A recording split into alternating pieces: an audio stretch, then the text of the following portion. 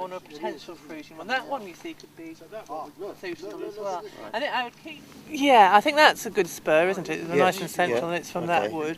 Right. And then the fruiting on this one. The fruiting, I think you've got a choice between that one and this one, probably.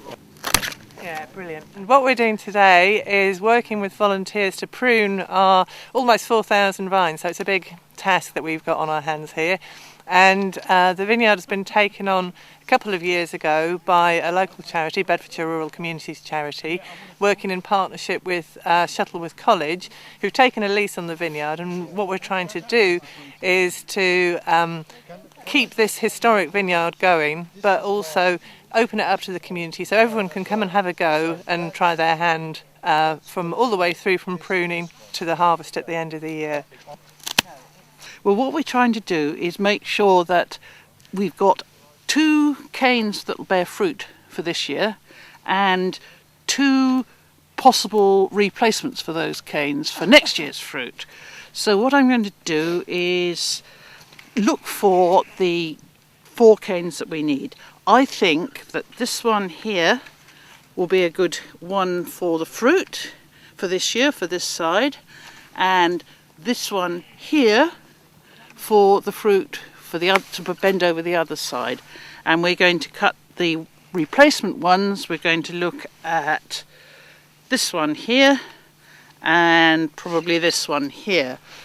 So you guys want to actually cut the things so that we can do that, cut all the rest of it off? They're doing brilliantly. We had a bit of a slow start because it's on the first day, obviously there's quite a lot to go through about how to prune, what we're trying to achieve, and then exhausted by all that we had a lovely coffee break and then we're just really getting down to it now. Hello, my name is Steve Cox. It's my first time here at the vineyard, and only been here three hours, and already we've learnt an awful lot on how to prune and looking at the integrity of the vines.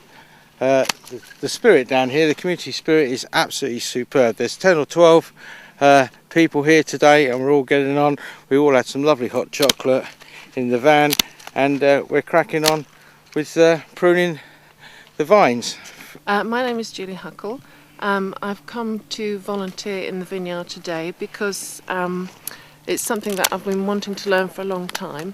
At BRCC are also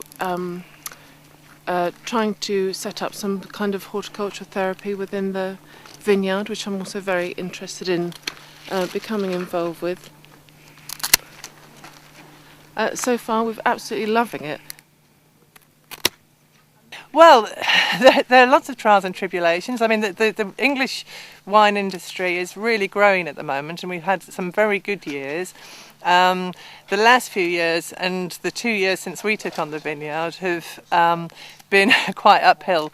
We made wine in the first year, which was fantastic, and we put it in for an International Wine Challenge, and we got a commendation in that, and we got a silver in the national competition. And we thought, yeah, this is great. And then the year after that, we lost everything from the frost, so we didn't take a harvest at all.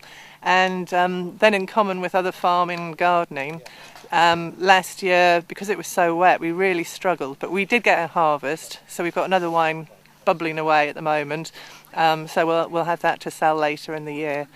The wines are we sell at events and fairs throughout the year, but you can also buy them at Cambridge Wine Merchants in Ampthill, and Woburn Country Foods Farm Shop in Haynes sell them for us. The farm shop in Thurley sell it, and they're also fantastically selling it for us at the King's Arms in Cardington. Not on their wine list, but you can buy bottles to take away from there, and we get the full price comes back to the charity from the King's Arms, and that's great for them to do that for us.